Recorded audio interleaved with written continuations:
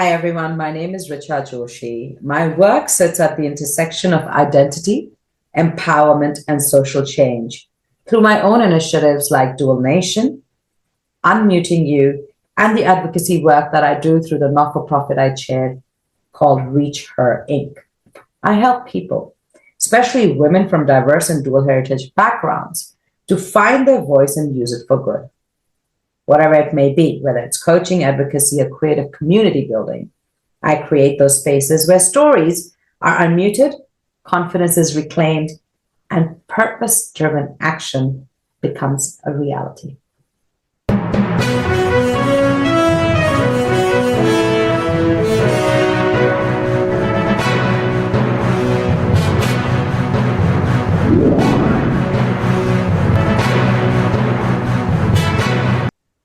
Now, ladies and gentlemen, welcome to yet another exciting episode of the Online Prosperity Show, your go-to destination for exclusive insights into transformative journeys and the minds behind them. I'm your host, Prosper Taruvinga, and today we're going to be diving into a story that's as empowering as it is enlightening.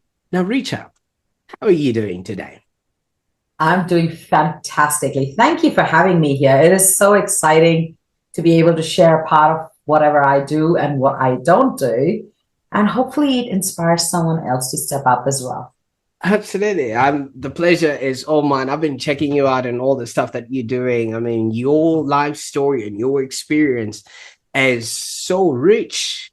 And I think that goes along with the spelling of your name right there. And I can't wait to jump into all of that, so that we can create for and relate to the people that will be watching this. Now, for those that are watching right now, I just want you to imagine having to turn a moment of maybe personal pain into a platform for cultural pride and empowerment. And our guest today did just that. So RichaJoshi, the dynamic force behind Unmuting You and Dual Nation. She's not only just a certified life coach or founder. Oh, no. She's a lot more than that. She's the beacon for women, and especially those with layered identities or those that are seeking to be seen or heard in a world that seemingly has ignored them. And she's literally guiding them to reclaim their voice, visibility, and she does this through values-driven leadership. And not only has she just epitomized or embodied this, she's actually co-authored a book that was actually entitled Inspiring Women, Inspiring Women. So if that doesn't just add published author to the list of all the accolades we're going to be celebrating today, I don't know what else will. So we're going to be taking off all those multiple hats that Richa seemingly is wearing, and we'll be diving into what makes her her and what it is you can learn from all her past experiences. Now, Richa, I could go on and talk about things that I'm not even qualified to talk about. You've done quite a lot in your life, and you're continuously doing so much. And thank you so much for being the voice for those that are voiceless. Tell us a little bit about how you got into this, and especially just the beginning parts of your career. Sure. Just like anyone else, when I finished university, I was like, I am going to have a 9-to-5 job, and I'm going to do this, and I'm going to do that, and I'm going to make cash loads of money, and this, that, and the other, and I'll be like the next Forbes Woman of the Year. However, the roles that I was working in, they were impactful. This is the corporate life bit. And they were impactful on paper because I was working in an industry that was very new to the country that I belong to, India. But they left me feeling very disconnected from what I believed was my deeper purpose, and also the communities that I wanted to serve. So going from that, I was already working with some not-for-profits there, just volunteering my time, this, that, and the other. And then I decided to go to the United States to get another degree, this time in the things that I was interested in, which was business. Now, my family comes from a family of my mom and dad, they were academicians. So business was very far from their, scope of expertise. But once I came back, I realized that this is what I wanted to do and have my own businesses. So I started on those. Long story short, over a period of time, once we moved and migrated to Australia, something happened. And that's when the first business in Australia started for me. And from that, it has led to what I am also doing much more of. In saying all of that, I like to think that my work is about creating spaces where, it's creating spaces where there's more alignment, there's an evolution of self. And there is also an exploration of what it means to belong in multiple worlds. And therefore also embracing the complexity and those layered identities that you're talking about. So that's how all of that started. It was one of those things. Everybody, I think, in their life's journeys has that one pivotal moment, whether it is a building of trust or a breaking of trust, that ends up being the why. And that one incident was one of my whys, for Australia at least.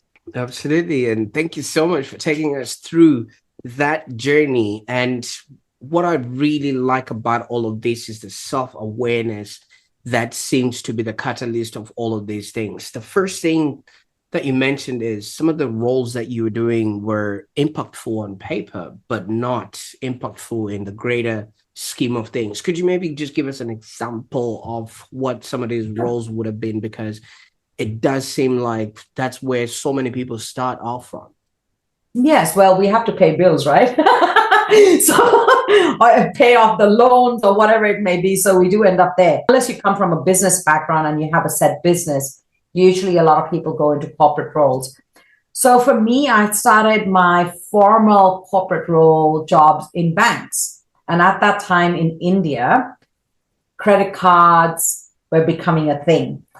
Loans were becoming a thing. That was when the outside world was coming into India to do a lot of work because of the growing population, disposable income, etc., etc. So I started working in a bank, and I was providing loans for, facilitating loans and providing loans through the bank, where everyday common people who were maybe of a much lower income, group could also afford to send their children to school or buy then, computers. This is almost 30 years ago, right? So computers were starting to come in, desktops, and laptops are now, So I was helping doing that. And while it was impactful, I was also feeling that I was kind of cheating them, capital interest and this, that, and the other, kind of the thing when it comes to loans. For me, while it was impactful on paper because it was changing the life trajectory of those families, it felt like, like I said, I was cheating them because of the loan aspect and the capital interest. However, I also got in touch. I was actually approached by a group of women in a part of India called Rajasthan, where unfortunately at that time, and unfortunately still now, there is a little bit of a stigma for women who are widowed, whether they are with children or without children. And they were put into a separate location to live the rest of their lives out with the children. And like a village, a proper village, And they were all skilled. They had some sort of, artistry or creative, skills. And when I got in touch with them and I was asked to work with them to kind of help them find financial independence, myself and a group of people, of my friends, we decided to start a not-for-profit when we named it Adila, which means in Hindi, her. That's it, Her, her. And we skilled them into taking advantage of this whole corporate thing that was happening in India at that time, outsourcing, outside, organizations coming in. And we taught them to use their skills to woo the corporate world into notepads and stuff using their skills, handmade paper, this, that, and the other. So long story short, we did a number of, stalls with them, equipped them with the skills, who to reach, how to get to, stores that would sell their finished product and everything else. And before I moved to the United States, we were able to hand that entirely to them. For me, that was where my discomfort with my corporate role became even more intensified, because this was creating impact that I wanted to have versus just giving someone a loan for their new home or a computer or education. This was what I was very passionate about. And after that, in the US, while I was working and studying and everything else, I got to do some work at, nowadays we have smart TVs and streaming services. Then we used to have a whole dish network, right? So I was working with them as one of their customer service reps. And a customer of that company, Dish Network, called me. I was the person who took the call. They called me from Canada asking for some sort of a service. Now, these were older generation parents from India who were visiting their child in Toronto. They did not speak English. They did not understand English that well. Understandable. English is not the only language in the world, right? And somehow, I don't know, divine intervention, brain bulb moment, whatever, I started to speak with them in Hindi and Punjabi. Problem solved. My supervisor, smart supervisor, he was like, well, we're going to create a separate department because there's a lot of people who don't speak English, but there are lots of people here who speak multiple languages, and we will use only them and train them up so that we can, ultimate bottom line, retain the customers, right? And keep them happy. So that's where that other passion of, if you are not just an English speaking person, you might be laid on the side. And if you're looking at business, that's just not the right way to do business. Not just because of inclusion, but because also of the bottom line, right? So these two things were very pivotal in me coming back and starting my own coaching practice while we were still living in India.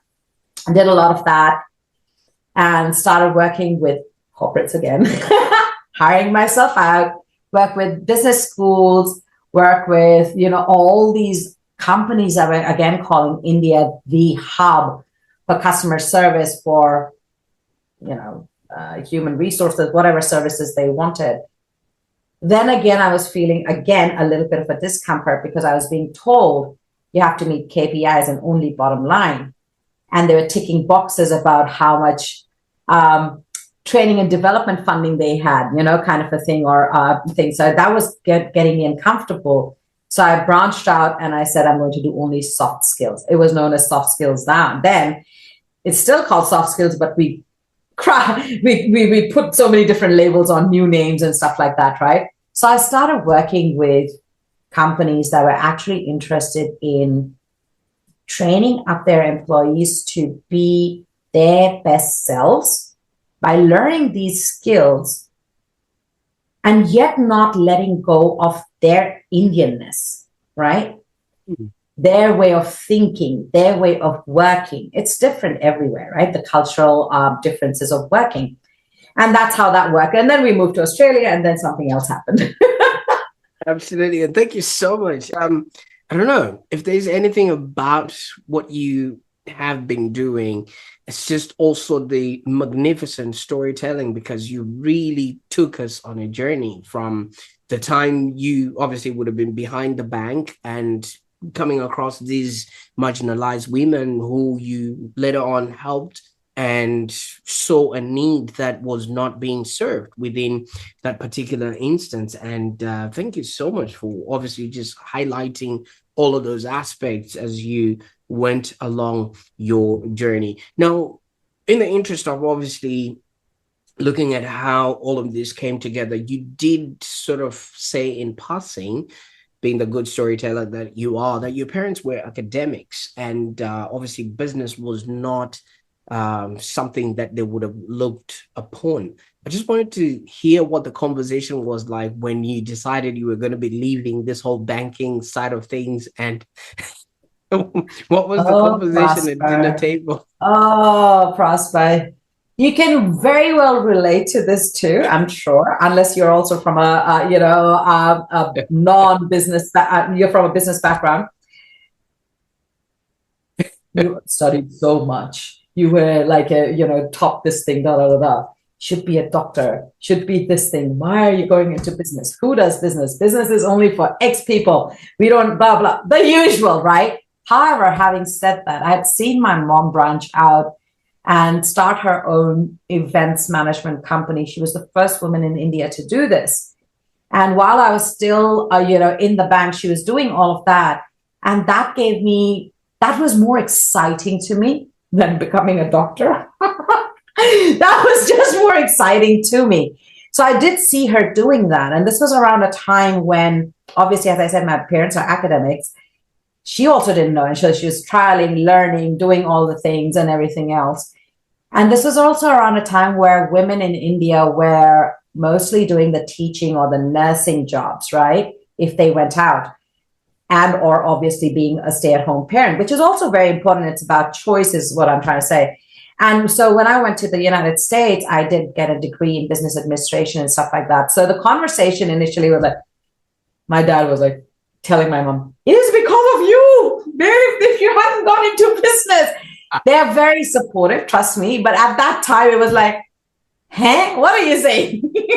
Why can't I? Didn't you tell me I can be whoever I want? Okay. So it was, I think, and it's a common conversation that happens because the parents, any parent, wants the best for their child, right? And they know what they know, and they know that they can help from their place of expertise or knowledge or lived experience.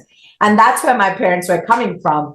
So that was a conversation which happened for a long time. Still happens sometimes. Absolutely. I knew you would basically really, really resonate with this question, because even up until now, 8 years in, my dad doesn't even understand what I do. He just thinks my role is to just take photos and put them on the internet, and who is going to pay anyone to do that these days? So, oh, uncle, you are so wrong. Prosper is so impactful. It's beyond the photos. Absolutely. Thank you so much for that. Now, you went to America, and obviously you're coming in from a whole different cultural space where things might not have been moving as fast, and the people don't equally look the same. What was, first of all, your impression of America when you stepped onto the scene? Well, see, growing up, we did, as a family, go into the United States a fair few times because of my dad's work and my mom's insistence of giving us a wider lens. Us, I mean, my brother and I, right? Giving us a wider lens of lived experiences, of not just being of India, but also understanding other people. So was it hard? Honestly, in the beginning, I don't think I felt any different from any other child. Because at my mom and dad's house, in our family, we were never told, or it was never said. We'd had no conversations about this person's darker and therefore less than, or that person's whiter and therefore better, or that this is good or bad. So I never felt that. Did it happen while interacting with the students in primary school and high school? Yes, it did. Oh, yes. Do we live in a castle? Oh, I wish we did. Do you ride on elephants? No, that happens in movies. How about trees? Y'all live on trees? I'm like, well, I'm not a monkey anymore, so I'm not doing all of that. So there were questions and everything else, but I think at that time, in context of what's happening there now, it wasn't as bad. It wasn't as open. It wasn't as hate-fueled as it is now. So it was a much better experience then than what maybe a student now might feel. Yeah. So it wasn't a culture shock. Absolutely. And thank you so much for opening that sort of avenue, which just basically gets people an understanding of the journey so far. Yeah. So from America, you obviously went back to India and you automatically had itchy feet again. Obviously, things would have happened while you were there, but these itchy feet led you down under. Welcome. Mm-hmm. How did you Mm-hmm. go? Well, I met a young man. The young man decided to marry me. The young man then said, let's move out of India, a better life for, if we have children, and he wanted to explore his career. So that's how we ended up in Australia. And I was pregnant with our second child at that time when we migrated. And so for a little while, I was obviously very much invested in what I'm doing for the kids, by the kids, and everything else. Not again because of culture shock, because thankfully I had lived outside of India and the diaspora enough to be able to relate to whatever is or whatever Australia is. I come from privilege. I went to English medium school, so that was the biggest thing, right? Being able to be understood when I speak, and also understand and comprehend when someone speaks to me. So that was there. Is this the point you want to know about why I started Dualation? Well, if you're going to go there, then we might as well, Richa. Right, let's do this. We've been skirting around it for a while now. So for me, initially, like I said before, Prosper, I was definitely taking care of the kids more. I was stay-at-home mom, doing the whole run of everything on my own, as my husband that was trying to put his feet down and then progress in his career. And it was a natural progression, of a natural choice to make at that time, because he was the earner, my kids were young, and daycare was so expensive, right? So that was there. What happened though was that when our daughter was being born, I thought that it would be good for our then 2.5, 3-year-old to join the daycare system so they could socialize, because I would be so busy with the baby, right? Unfortunately, within a couple of weeks of them joining the daycare, other children, again 3-year-olds, said something to my son. My son comes back very upset, and when I'm helping him bathe, they say to me that they would like this. If I could rub, I still stumble on those words sometimes. If I could scrub them a bit harder, I'm like, but you're clean. And they said, well, my friends said that I look like poo because of my skin color. So can you scrub harder and make it go away? So whenever I share that story, a lot of people, whether it's on podcasts or through other, channels and stuff like that, people go, oh, but they're kids. They're kids. Yes, they are kids. And I will say that a 3-year-old has no idea what's coming out of their mouth. However, I, as the adult who has experienced racial discrimination, has been ostracized for being everything that I am, I recognize it. I recognize it also as the conversation that is happening in that child's family with the adults, whoever the adults are, And the fact that the child at 3-year-old obviously doesn't know the difference between the good, right, bad. They're 3 years old, right? So that's where, for me, it was once again brought to the forefront that people anywhere who are different looking, and it's not just the color of the skin, it's obviously much more layered. Invisibility and exclusion can start early. And I felt it was urgent to create an affirming and identity safe space, at least for my son at that time. So I went to Kmart. I brought something which now in my business I use much more professionally, is a t-shirt printing thing from a printer. I put the flag of India and the flag of Australia and started the conversation around them wearing that t-shirt to daycare, speaking with the daycare, reps and stuff.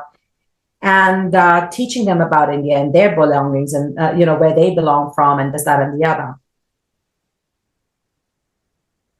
What happened then was that people started noticing the t-shirt and they're like, oh, where did you get it from? Was it Etsy? Was it Pinterest? What? I said, no, I actually made it. And they were like, we want more. We want this. And I'm like, really? And suddenly it went from being something that my child wore to daycare. There were like 15, 20 people who were willing to pay me for it because they felt that pain too. They wanted to be proud of their heritages, their layered identities, their multiple whatever lineages they had. So that led me to create Dual Nation.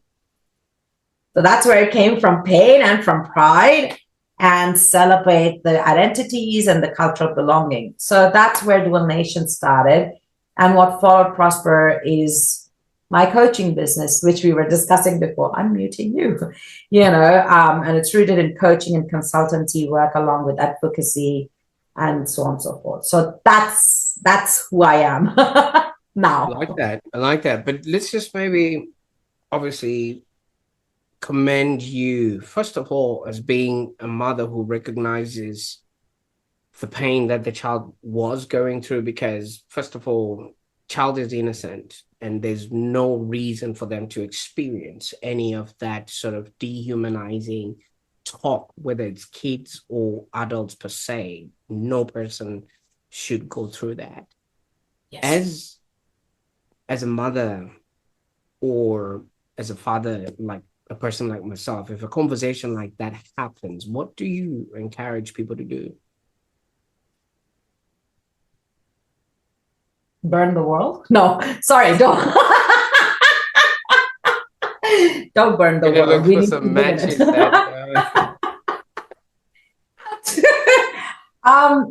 When your child is that young, it's really hard for them to understand why X, Y, or Z person doesn't like them. They don't understand that concept of racial discrimination or prejudice or hatred or anything else. They just don't understand it. All they want to know is, are they going to play with me, share their trucks with me, this, that, and the other, right? For us as a family, my husband and I became a little bit more intentional about what we spoke about India and what we spoke about Australia, trying to create that understanding for our children that they belonged in both the places. They have the origins in India, being of Indian origin parents, but they're also growing up in Australia, where they also have a space and they are allowed to speak and so on and so forth. And we did that by, we already were celebrating Indian festivals. We also started celebrating the Aussie ones, everything else, even bought a barbecue to do the Barbie and the sang, the whole 9 yards, just to show them how it can be without still letting go of what the Indianness and the Indian values were that we espouse as a family. So that was a slow thing. We had to make it age appropriate as well, right? Because they don't understand, they're young, right? So that's how the conversations happened. And it still happens. I'm doing it almost every day, not just with my children, but children whose parents invest with Dual Nation, or with, people who work with me through my coaching practice or advocacy work, that it's okay to belong to two. You don't have to give up one to be the other. You can be both. And how do you do that? Yeah. Mm-hmm. No, Richa, I kind of feel left out in all of this. You see, if you come to my household at breakfast time, it's like the United Nations there. My wife is Italian, I'm Zimbabwean, and my kids are Australian. So yes, there's no dual there. There's triple and things of that nature. And I know what you've created as not just a brand, but it's become a movement. How has this really influenced what the landscape is like for those that have been impacted by this brand? So for the people who have been part of the Dual Nation brand, what I hear from them is that this has given them an option to start conversations with people around them, whether they're working in corporate spaces or in community spaces or just every day. Because a lot of times people don't want to ask that question because of political correctness. Where are you from? Yeah. Which can be loaded sometimes, right? Kind of a thing. So just having the design on their self, whether it is through a tote bag or t-shirt or whatever, or their baby wearing a romper, it opens that subtle comment. Oh, those are beautiful flags. Are you from Zimbabwe? Are you from Italy? Are you from India?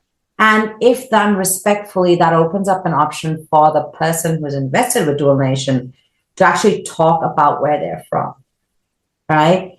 And what they do and why they're so proud of it. Yes, it is a movement, it is a concept, but I felt that by having something which was just flags would also be pride inducing, right? Our flags are part of the identity. So, that's what I hear. I have a couple of resources that are free, digital resources for children and parents to do together, where we talk about, why is my name this? Where is my grandparents' name from? Why do we celebrate what we do? And this, that, and the other. So they get to unpack that with their child in activities that are also done in school. Like, you read and tell and do show and tell and stuff. So I've got those 3 or 4 resources on the website, which also parents have said have been really fun and have had funny questions asked of them as well. Why is my name this? What does it mean? And that kind of, again, conversation starter. So that's been the impact. Have there been other impacts? Of course, some awards here and there, some mentorship options here and there. Those have been okay. They've been good too. Absolutely. I mean, obviously, your whole theme, as you would, obviously, the viewer would be noticing, it's always about giving voice to the marginalized. I mean, you started off with those women that were put in different sectors and things like that, and now you're giving voice to those who other people see differently and things of that nature. Now, I've been around the tribes enough to experience it, but obviously be mature enough to just look at the person and be like, if only you could see what I'm working on, I don't think you'd be saying what you're saying. And then there's also colleagues that when you're amongst them would be quick to say, oh, I don't see color. And automatically that, for me, tells me somebody has already gone there and came back. Now they're just being politically correct. For those that want to be allies, what would you sort of maybe suggest that they can be in order to create that sort of harmony around the work that they're doing? It all comes with education, and that education may not necessarily come from going to school. It is about exposing oneself to different people. It's also not just about the Friday takeaway, right? It is about actually going and very respectfully meeting those people in the different spaces they're in. A lot of times I hear, Australia and cricket are a big thing. India and cricket are a big thing. So there's always especially around the matches, right? And which is natural around sports, right? However, if you were, say, for example, you see a cricket match happening on the, in your neighborhood's, grounds, and you're intrigued. And if you go up and ask those people, why do you play this way? How do you play this? And can I join the team? Nobody's going to say no, right? Of course, if they're full, that's a different thing. But that is done respectfully, right? When we go to, say, restaurants and stuff like that, if you're going to the generic run-of-the-mill franchisees, you may or may not get the right food, the one that you're used to, or the one that is authentic to whichever country you're from. But when you're trying it, if you said, beans, curry, how are you exposing your palate to something that can be tasteful, right?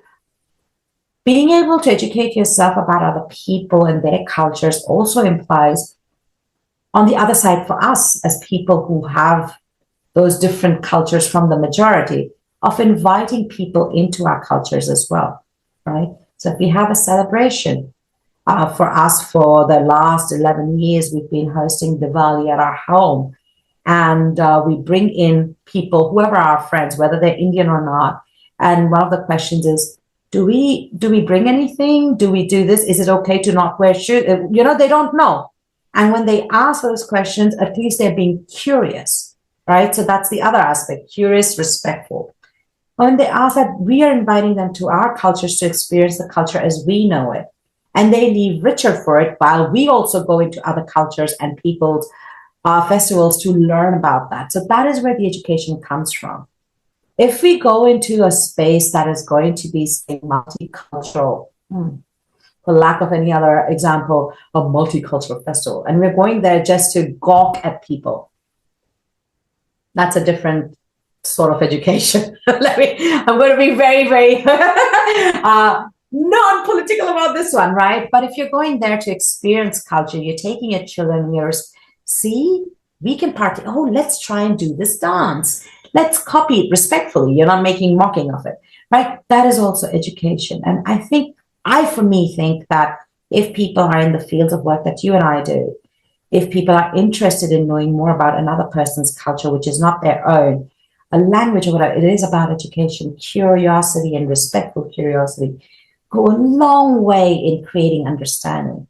And asking the question, a lot of times my name is pronounced very incorrectly. I've been called Rachel because Richa doesn't make any sense to them, or because it's not the usual thing.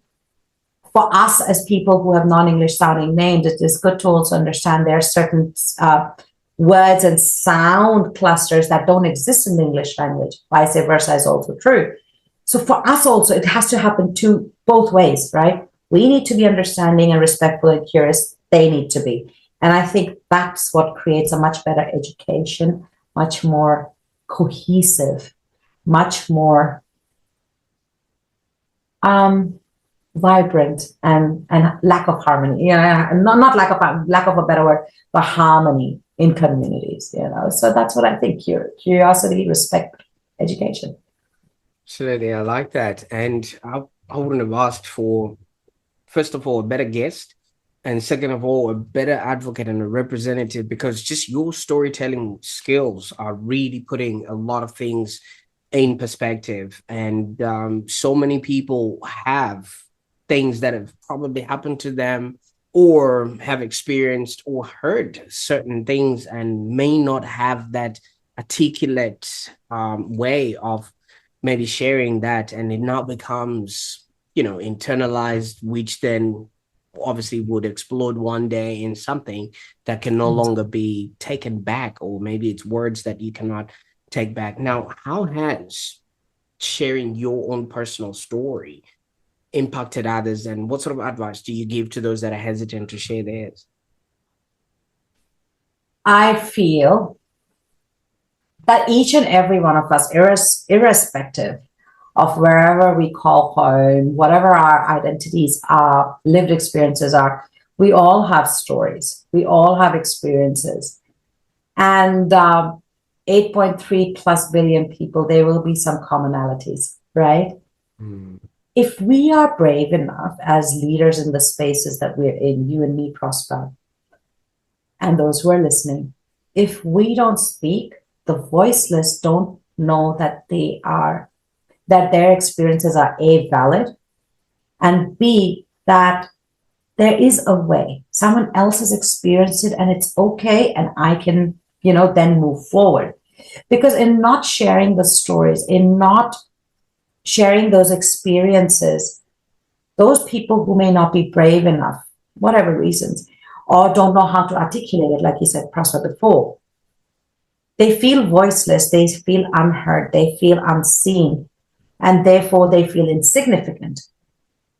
And that's not a nice feeling. That is not a nice feeling at all, to be part of a diaspora that they can contribute for themselves, right? Whether it is through community work, through whatever work they do, or even just as stay-at-home parents. And there's a ripple effect to that. They don't feel alone. They feel heard. They feel seen. They feel okay. They don't feel alone, right? So speak up. It does take courage, but there are people like Prosper, there are people like me, and all the other people who've been on this show who are doing the work. And you can too. It'll take some time, but you can too. Speak your stories. Don't take them to the grave with you. No use. Richa, I don't know if you've ever heard. Apparently, the graveyard is the richest place in the world. Therein lies books that were never written, stories that were never told, music that was never sang, movies that were never acted, because people take all of that with them to the grave. And obviously, I don't know if you've noticed, maybe it's something that happens especially within my sort of community, but half of the people that end up in places like this, really intelligent people, people that have really done exceptionally well in whatever discipline that they have. Yet when they do show up, they're probably given a role which is a maybe as dehumanizing and demeaning and things of that nature. But you got to start somewhere, and obviously raise within the ranks. Now, what would you say to somebody who obviously knows what their potential really is and their worth and what they bring to the table, but yet every single day they're faced with doing, the lowest of the low? That's a very interesting question, because I'm sure you would have seen how many doctors, PhD holders, pharmacists, and very, very highly skilled people are driving Ubers or delivering DoorDash, right? Absolutely. So it's really hard. There's a lot of systemic barriers, and I'm not saying this just of Australia. Any country has systemic barriers towards people who are coming from outside, whether they're skilled or unskilled, right? Those kind of things need to be revamped to meet the modern employment skills shortages and stuff like that. So, but that's the politics of it. How can they make it better? Don't lose hope. I know it's easy to say, but don't lose hope, because from every pathway comes another. I also say to my mentees and my clients who are working with me is that there are cultural differences in, say, for example, if you're a corporate, 9 to 5, there are differences in culture of working. Don't adopt them just to be likable or to fit in, but take the good from it and understand how you can make it yours. By that, I also mean go network, meet with people. And this is just specifically for the corporate people. Learn new skills, do all of that so that you can find your footing in that, because you're valid, your skills are valid, your presence is valid, but it takes some time to do that, because unfortunately the systemic barriers are still there, and that is where we're colliding against all the time. And like I said, it's easy to say, but you do get there. You do get there over a period of time. It could be a twisty road to get there. It could be situations where you are Ubering for the longest time because, hey, we have to pay rent, we need to feed ourselves, clothe ourselves, and so on and so forth. But don't give hope. There are organizations across Australia, whether they are not-for-profits or recruitment agencies, or even, just foundations, even like Alison's foundation, the Women of Color Foundation Network, right? There are organizations who are there solely for working with people like us, who will help, if you're looking for jobs and stuff like that. So find where they are, go ask them the questions, and ask again and again. Again, it's not easy because it's really hard when you're grappling with just living and trying to survive, and also grappling with the sense of loss of identity and feeling that you're not valued, right? But you gotta try. But if you don't ask, you won't get as well. Absolutely. And I quite like that, because the onus is pretty much on us as the person that is wanting to participate in that sort of economic venture.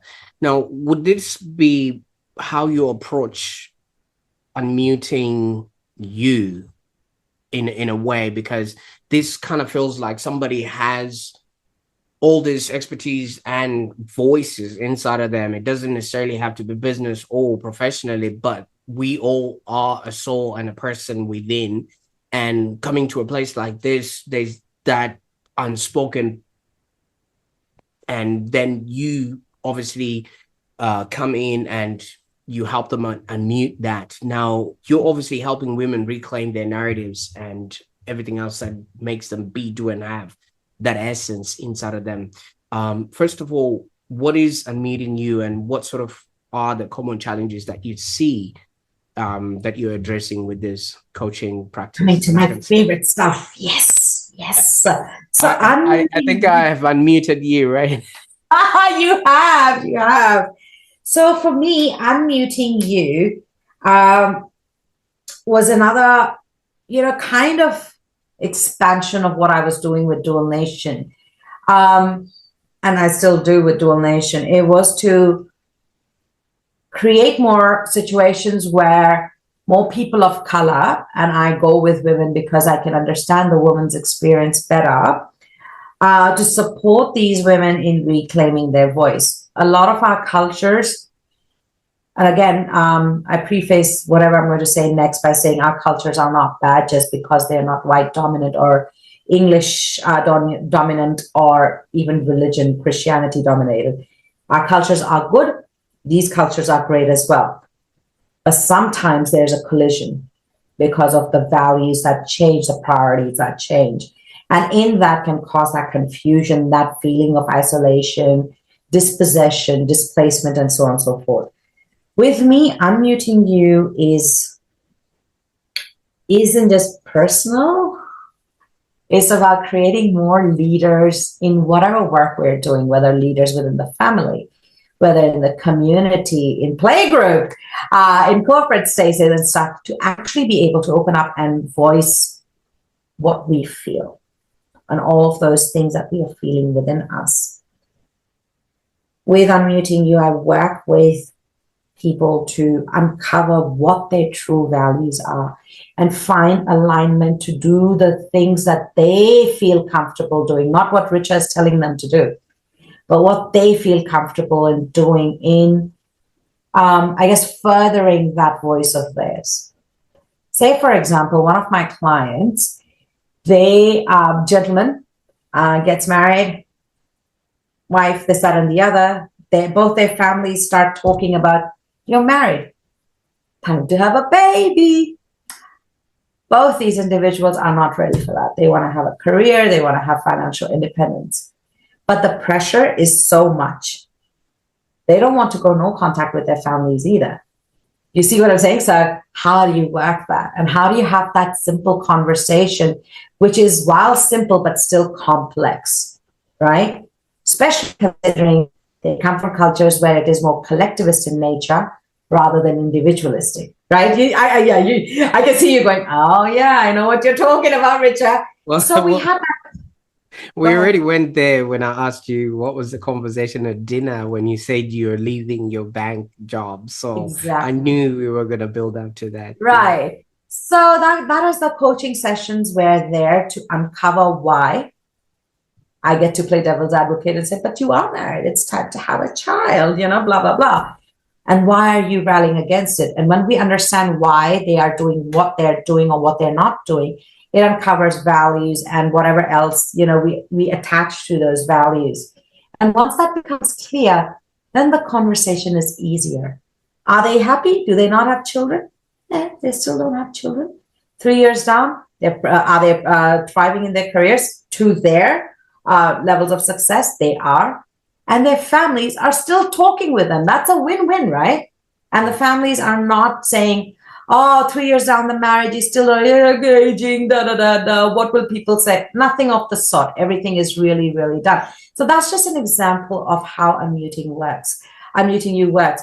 There's obviously different conversations that happen. But yeah, I think it makes me happy to be able to give other people that option of choice, to be able I'm to glad you unmuted yourself and found that not so many people are able to come to terms with who they exactly are supposed to be and deliver on that. So congratulations. It's not easy to unmute yourself. Now, are those conversations easy with other people especially when, like you said, the whole cultural norms are sitting on them and things of that nature. What are some of the conversations that you find difficult, yet obviously still find recourse, especially when you talk to your clients? Right. So one of the conversations that keeps coming back up on quite a few times from different people from different cultural backgrounds is the whole idea of I do a little bit of work with couples, especially if they allow for it, right? They get permission for it. But usually it's with the women. The whole idea of the man is the provider. It keeps coming up, and everything else with your expression, I know you know what I'm everything else that comes with it. I am the man, I go out, and this, that, and the other. Now, kind of social conditioning, while I said it's a cultural thing as well, is also prevalent in white dominant and English dominant and, you know, the majority population that we live in here in Australia as well. It is an underlying thing. How do we work that conversation in? It happens on both sides. The men are taught to think that way. They're the providers, sole earners, the baby taking care, the home chores, is a woman's responsibility. The women also start believing that because that's what they've grown up with, right?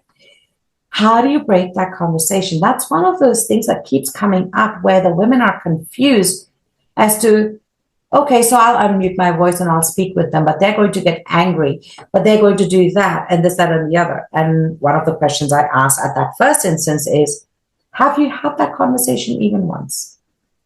How do you know they're going to do the but? Mm-hmm. Couple of times. Oh, but I had the conversation. They didn't understand. I'm like, really? Did you have the conversation where you're really listening? Or did you just emit an edict? And then when they didn't comply, you just ran from it? Because we need to understand both those perspectives in order to come to a common place of comprehension and communication for things to work. A lot of times, some of my clients will be like, oh, you know what, it'll be easier if I just leave this person. I'm like, and how is that a solution? You got to find another person, maybe in your future life, and maybe this will come back up again because the person you're attracted to is the person from a certain type, and they come with their stuff and you come with your stuff. It's going to go, why not solve it here? So I'm not a relationship coach, people, but these are conversations that happen around generational trauma, around the generational curses and the wins that we have and the gold nuggets, and how do we make this? So yeah, so some conversations keep coming back up, and it's because of generational conditioning. And some of them are like, is it okay if I let my wife earn more and I'm the stay-at-home parent? I'm like, yeah, do it.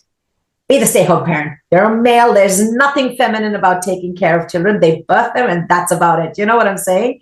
That's a biological function, but you can stay at home. You can change their diapers. You can do the groceries and this, that, and the other, and still be that man, kind of a thing, rather than feeling all feminine or whatever.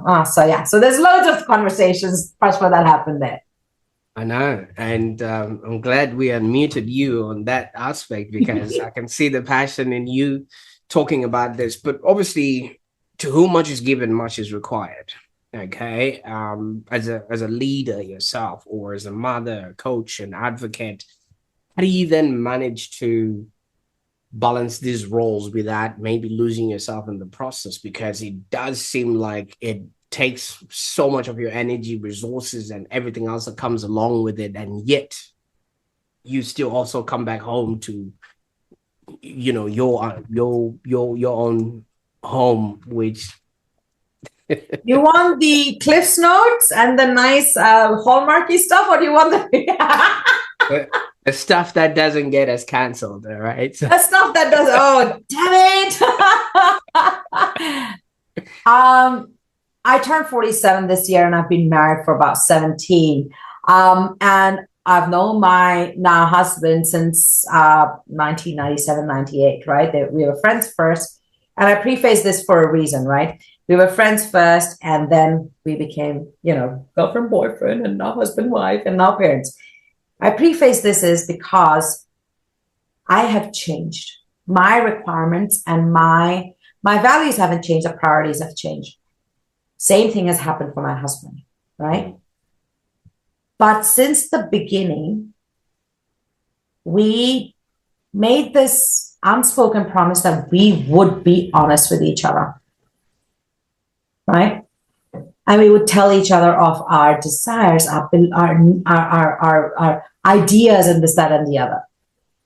Has that conversation always been, and that communication always been timely? Has it always been unrocky or very smooth? No, it hasn't. We're humans. We will clash, right? And that's true about all humans. So some days I come back from whatever I'm doing, mentally exhausted.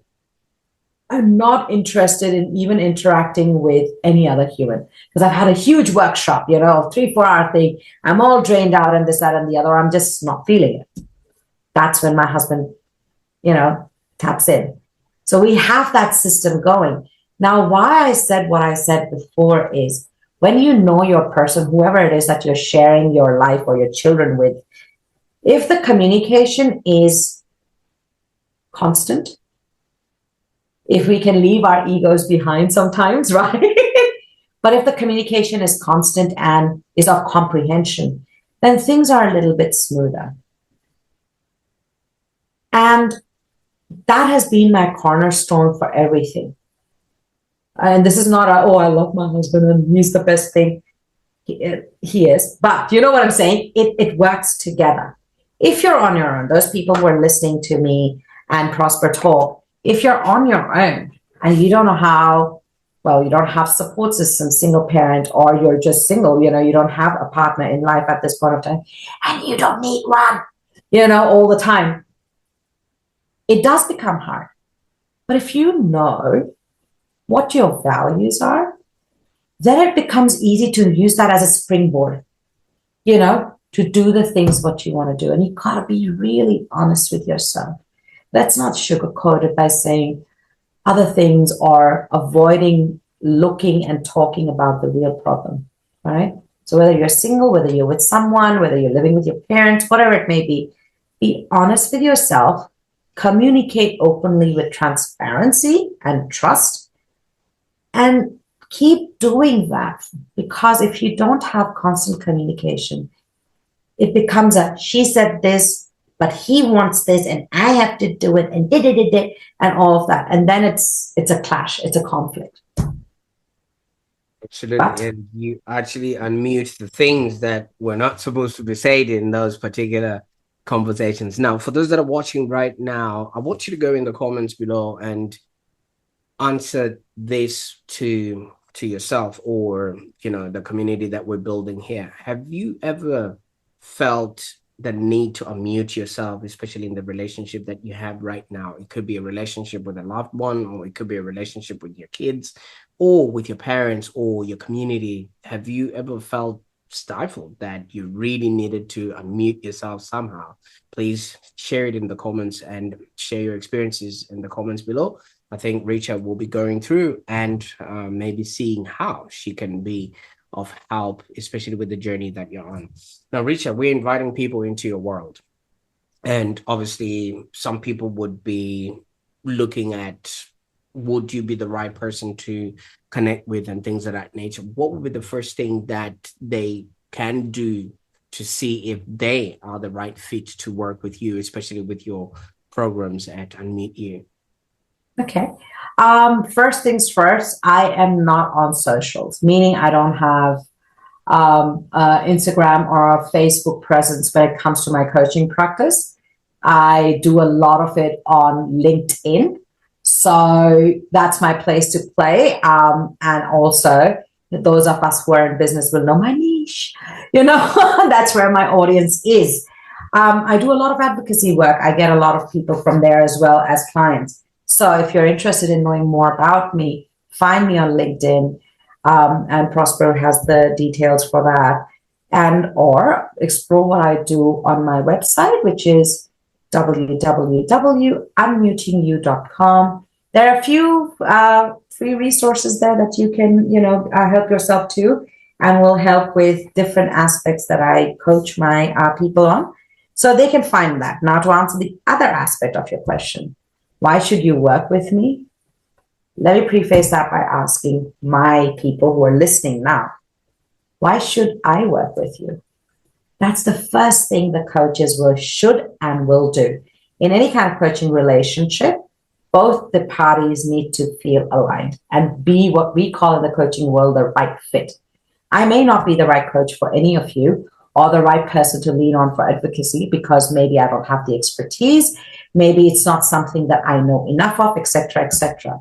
The same can happen from your side. So maybe I'm not the right coach, and that's okay. I know enough people to direct you to the others.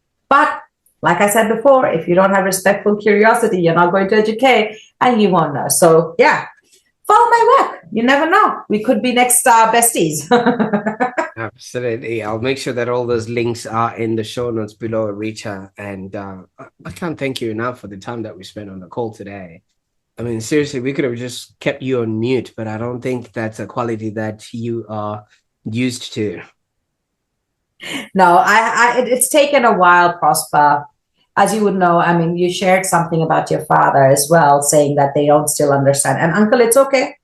You don't have to understand. Prosper is doing really well with his photo taking and internet sharing. But it is a journey within ourselves as well to find our own voices, whatever they may be. You would have gone through a journey yourself of doubting yourself, of imposter syndrome, of should I, could I, would I, and the whole fear of failure. Should I do it? Is it worth it? Blah, blah, blah. And then measuring it against success. We all go through that. And for me, I keep coming back to the idea that if I don't do this, if I can't give power to other people that I have been privileged to find, then how is the world going to change? We'll keep going back to the same things. My mom, my grandmother, your grandmother, your wife's grandmother, they were all unmuted. They were all muted because of systemic barriers, economic conditions, politics, geopolitics, whatever, everything, the culture around them. Is that what they want now? The world's changed. So therefore, if I don't unmute myself and I don't work with other people to unmute them, then I feel like I would feel very dissatisfied. And my story would be one of those things at the graveside, just buried somewhere and never to see the light of the world. So I thank you, guys. Absolutely, Richa. For unmuting me, because I can go on and on and on, as you can see. Fantastic. Now, obviously, you brought us into your world. What's next? What can we be excited about? What you're working on, or what you're creating that we can jump on board and definitely be a part of? Okay, so it's when we are recording, it's almost the middle of May. I'm hoping that in a month's time, I will be able to release a 5-part leadership sort of a 101 sort of a thing course at zero cost to anybody who should want to sign up, with little snippets of work that I've been doing with the advocacy work and the not-for-profit work I'm doing, and insights gained from that. So that's coming up middle of June, end of June. Like I said, there's some free resources there. I'm undergoing a leadership course as well through Aspire here in WA. And that's been a very interesting journey. So you'll hear about it on blogs and stuff. And then later this year, I'll be unveiling the packages. So 3 months, 6 months, and that'll still happen, but it's a while from now. So absolutely. Now, Richa, thank you so much for sharing your inspiring journey with us. I mean, your life story and your experience have brought you all the ingredients that have now created you into this rich tapestry that a lot of people can tap into. The leadership that you bring to the table, the advocacy, just the human you are, that so many people would either just learn from or be comforted by, based on the stories that they have experienced in life. So I really appreciate you, first of all, for sharing this story, but also for living through it so that one day you'd have a good story to tell. And I'm glad you shared it with us today. Thank you for allowing me the space to actually just just talk about it. Like you said, if one person can relate to any bits of the conversation you and I have been having, and they feel empowered, they feel like they too can, and that they should work towards unmuting themselves, then I think you and I, even if it's just one person, you and I have done enough, kind of a thing. So thank you for having me in this space and letting me go on and on and on. I was given notes, and it did say, whatever you do, do not unmute her. Do not mute her. So I was just following instructions. But for those that are watching right now, if Richa's story resonated with you, just don't keep it to yourself. You've got a friend, sister, a mother, a father who's been muted all their lives, and they don't quite know what the next logical step would be. Maybe if they go onto the website that Richa has shared with us, they could see a few resources that could be of use to them. Or you could just simply share this episode with somebody who could use it, somebody who's been muted for quite a while. And if somebody has shared this video with you, first of all, just give them a hug.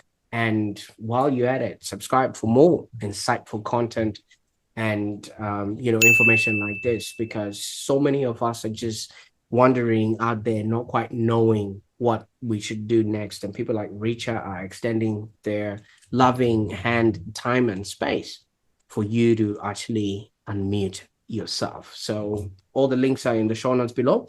And I encourage you to check out Unmuting You. And if you're in Perth or surroundings, Jewel Nation is also a way to celebrate your cultural identity and pride. And I want you to remember one thing: your story matters. It's time to unmute yourself. Bye for now.